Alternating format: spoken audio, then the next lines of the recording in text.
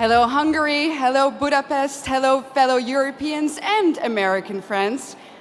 Thank you so much for having me. Allow me to skip formalities for a moment and dive right into a subject that is not so cheerful, but very, very necessary to discuss. Let me walk you through the past 7 days in Europe. This week in Stockholm, 3 elderly women in their 70s were stabbed in broad daylight on the streets. In London, 4 people were stabbed in a time span of just 42 hours. In Paris, hundreds of African migrants took to the street to riot. And in Brigalow, also in France, yet another church was burned down to the ground. And that, ladies and gentlemen, is just a few incidents in just a couple of days on our beautiful continent. But we all know that these incidents aren't incidents anymore.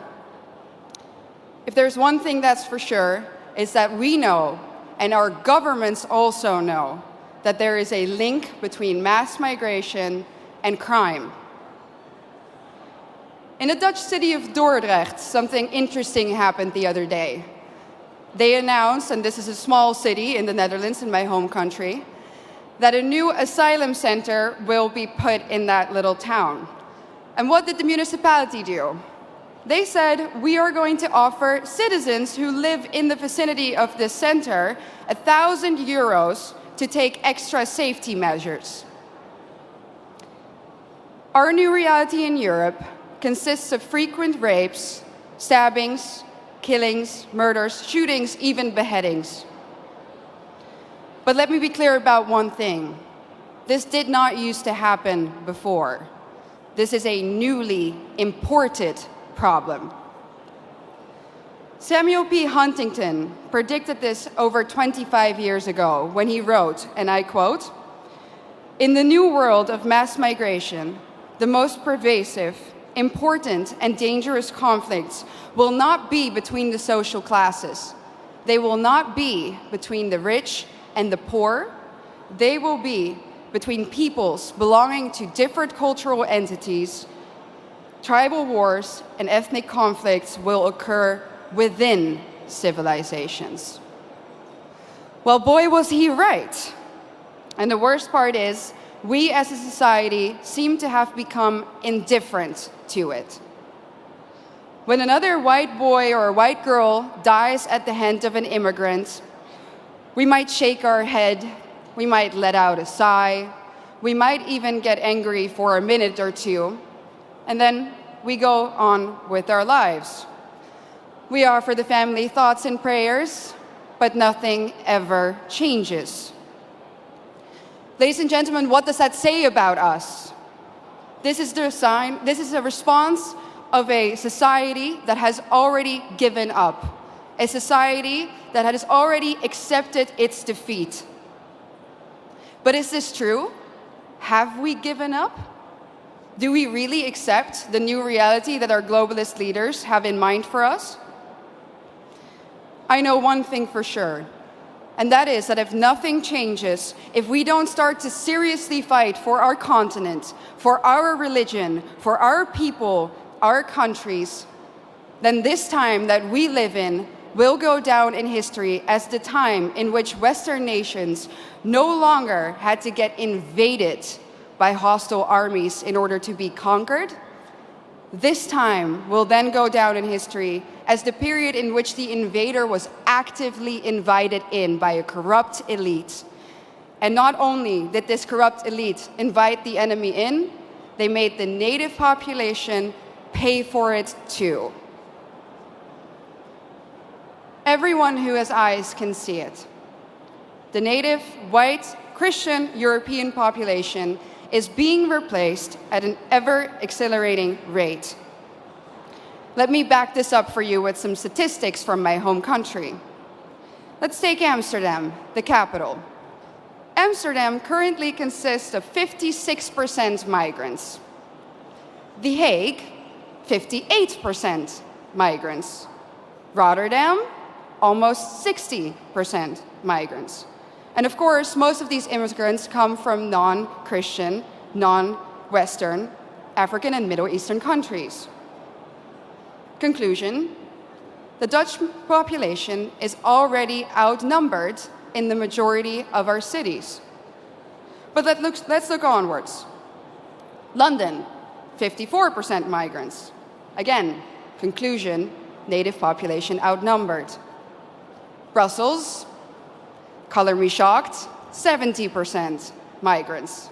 Conclusion, native population majorly outnumbered. And other Europeans will, of course, follow suit soon if they haven't already. So I'm going to draw the forbidden conclusion here. The Great Replacement theory is no longer a theory. It's reality. And what's interesting about replacement is that the establishment will either deny its existence, or when they admit to it, they say that it's a good thing that the native European population is soon no longer a majority on its own continent. Dutch national disgrace and dubbed climate pope Frans Timmermans already stated in 2015 that diversity is humanity's destiny and that Europe will be diverse. And of course, by now, I think we all know what they mean with the word diversity. It means less white people, less of you. Imagine this in an Asian or an African country. Imagine their leaders rejoicing in the fact that their people will soon no longer be a majority in their own country. Absolutely unthinkable, unimaginable. So what in the world is wrong with our leaders? The underlying sentiment of what they say is always the same. Our establishment claims that white people are evil and that our history is somehow fundamentally different from that of others. Consciously or unconsciously, they have sucked up the lies and the anti-white dogmas of the neo-Marxist critical race theory.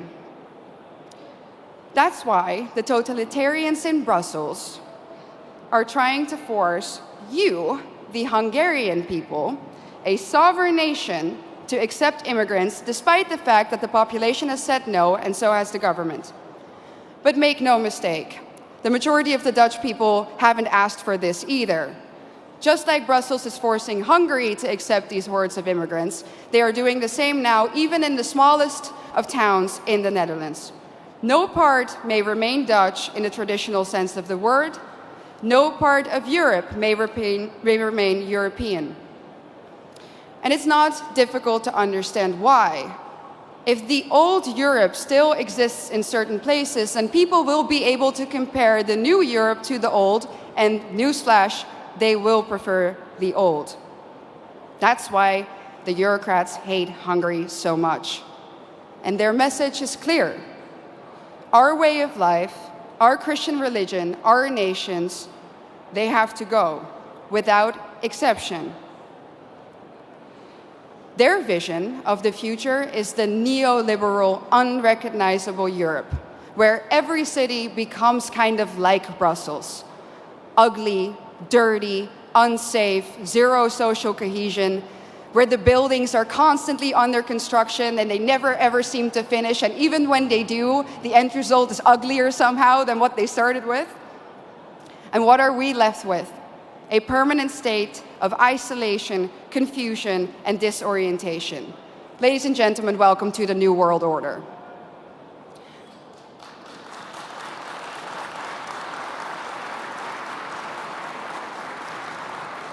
So what's the antidote? A strong Christian Europe of sovereign nation states. That's why we need to outright reject the lie that nationalism causes war. It's not nationalism or national sovereignty that causes war. It's expansionism. And where in Europe do we find that nowadays? In one place and one place only: Brussels.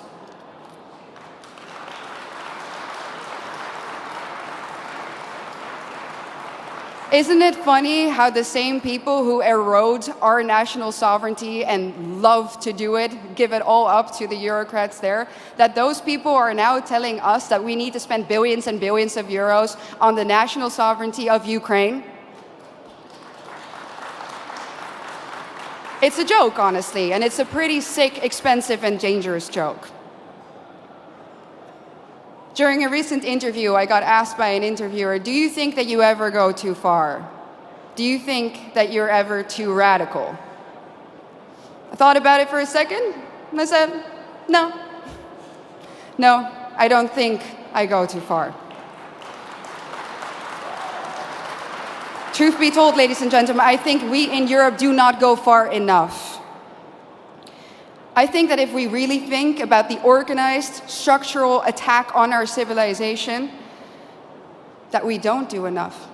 Do we do enough to stop the attack on our families, on our continent, on our countries, on our religion? When we hear about another murder, another stabbing of a young innocent child, do we do enough? When we know that our national sovereignty has been given up in less than a century to Brussels, do we do enough? When we hear that Christian kids in Germany are now converting to Islam to fit in, do we do enough? I don't think so. The totalitarian institute of the European Union needs to come down. Let me be clear, I don't believe in reforms. When the foundation of your institution is rotten, and that is the case in Brussels, you can rebuild the house on top of it all you want, but it's still going to crumble. So the only answer is the Tower of Babel needs to be destroyed.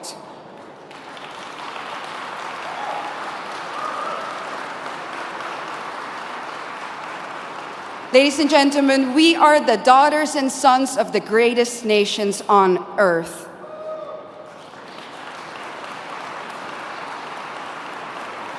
And we need to ask ourselves, what has happened to us?